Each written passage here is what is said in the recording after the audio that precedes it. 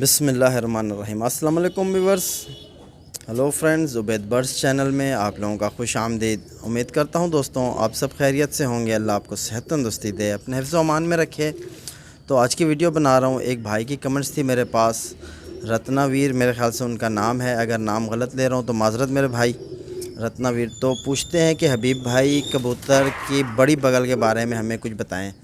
تو اس میں جو میری انفارمیشنس ہے، جو چیز میں بغل میں نوٹ کرتا ہوں وہی چیز آپ سے شیئر کروں گا اس ویڈیو میں۔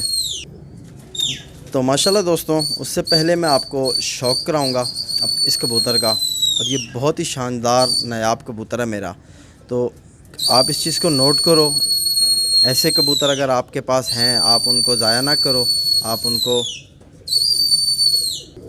تو ایسے کبوتر سب سے پہلے آپ اس کی آنکھ کے رنگ دیکھو، اور یہ کبوتر گرمی میں اڑنے کا بادشاہ کبوتر ہے، ٹھیک ہے نا۔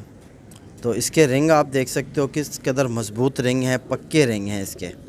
5th رنگ دیکھو، پہلا رنگ دیکھو جو بریڈر رنگ کہا جاتا ہے، جسے کالے نور کے بعد جو فرسٹ رنگ ہوتا ہے، اس رنگ کو دیکھو کس قدر پختہ مضبوط سا، اور آنکھ میں چمک شائننگ دیکھو۔ تو آپ یہ دوسری سائڈ کی اس کی آنکھ دیکھو، یہی چیز آپ کو یہاں بھی واضح ہوگی۔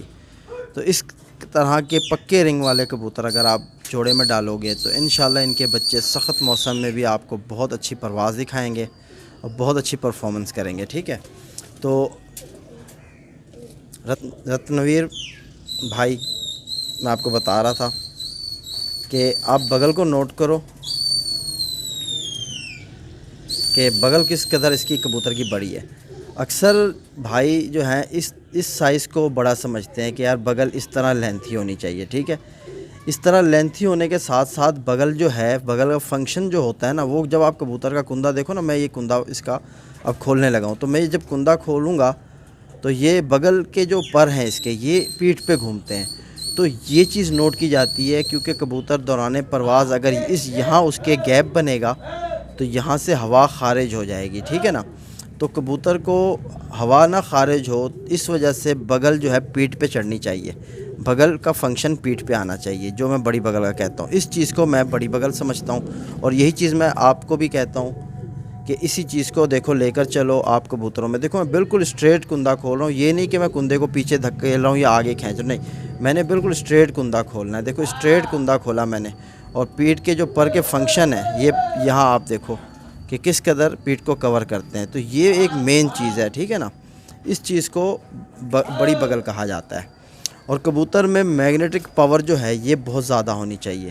جیسے آپ کبوتر کا کندہ کھولو، کبوتر آپ کو کندہ نہ کھولنے دے، کبوتر اندر کو کھینچے، آپ باہر کو کھینچ رہے ہو، اس طرح باہر کو کھینچ رہے ہو کبوتر کا، یعنی بالکل زور اس طرح ہو کہ ایک ایک پتا واضح ہونے لگے آپ کو، ٹھیک ہے نا۔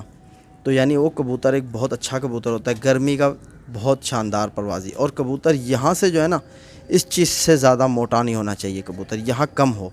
جتنا کبوتر یہاں کم سائز ہوگا، کبوتر اتنی لمبی اور شاندار پرواز کا مالک ہوگا گرمی میں، سخت موسم میں، کیونکہ کبوتر لائٹ ہوگا، ویٹ کم ہوگا، ایک لمبی پرواز کرے گا کبوتر گرمی میں۔ اور ٹانگوں کا جس طرح میں کہتا ہوں کہ پنجوں پہ ماس بہت کم ہو، بالکل یہاں آپ کو ہڈیاں محسوس ہونی چاہیے، بہت کم ماس ہونا چاہیے پر بہت کم ہونا چاہیے، ٹھیک ہے۔ جس طرح پریوں کی بات کرتے ہیں نا، اس والے حصے پہ بالکل ماس نہیں ہونا چاہیے۔ اوپر نیچے سے جب آپ پکڑو نا تو آپ کو ہڈی محسوس ہو، یہاں اس جگہ پہ آپ کو ہڈی سی محسوس ہونی چاہیے، یہاں ماس نہیں ہونا چاہیے، کیونکہ جتنے کندے لائٹ ہوں گے کبوتر اتنی لمبی پرواز کرے گا، تھکے گا نہیں، ٹھیک ہے۔ ایک تو کبوتر کی پیٹھ کور کرے گی، اور کبوتر بن دم کا کبوتر ہے، دیکھو یہ اس طرح۔ تو یہ تھا میرا کبوتر جس کا میں نے آج آپ کو شوق کرایا، اور اس ویڈیو میں ایک بھائی کا سوال تھا، اس کو بھی کور کیا۔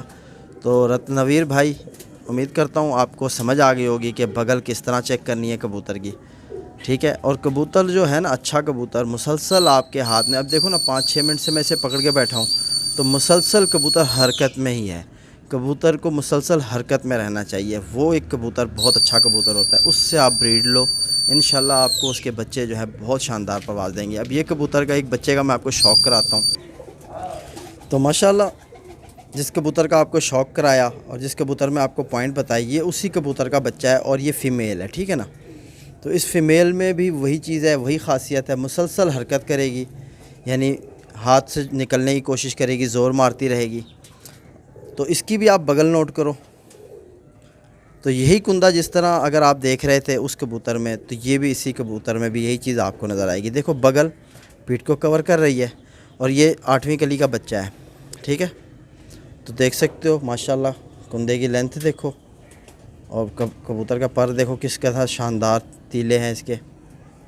تو اس طرف کے بھی آپ دیکھ سکتے ہو یہی چیز کہ بڑی بغل اور کبوتر میں ملائمیت اور کبوتر میں میگنیٹک پاور جو کہتا ہوں نا، جس طرح ہم کندہ کھولیں کبوتر کھینچے، یہ ایک زیادہ ہونی چاہیے. مسلسل حرکت میں رہنا چاہیے کبوتر. وہ کبوتر ہمیشہ ایک لمبی پرواز کرے گا آپ کے پاس. تو ایسے کبوتروں کو آپ جب ڈالو گے بریڈ میں تو انشاءاللہ آپ کے پاس بہت شاندار کبوتر بنیں گے. اب یہ جو فیمیل ہے یہ میں نے روکی ہوئی ہے جوڑوں کے لیے. تو آپ اس کے آنکھوں کے ماشاءاللہ یہ ابھی پٹھی ہے نا، جس طرح آپ کو بتایا کہ 8 کلی کی پٹھی ہے، تو اس کی آنکھوں کے رنگ دیکھو آپ کو سمجھ آ جائے گی کہ کس قدر مضبوط اس کے رنگ پکے ہوتے جا رہے ہیں، جس طرح اس کے باپ کے تھے. ٹھیک ہے، تو اس طرف کے بھی آپ دیکھ سکتے ہو رنگ، آپ کو یہی چیز دکھے گی. دیکھ سکتے ہو رنگ، آنکھ میں چمک دیکھو، تو ویبریشن بھی آنکھ میں دیکھو. تو یہ ساری چیز ہونی چاہیے کبوتر میں. اب اس پرندے کو بھی میں نے اپنے بریڈنگ کے مقصد سے روکا ہوا ہے. تو اس کی ہڈی دیکھو، ایک تو شوق کرانے نہیں دیتا کبوتر، کیونکہ کبوتر میں مسلسل حرکت ہے.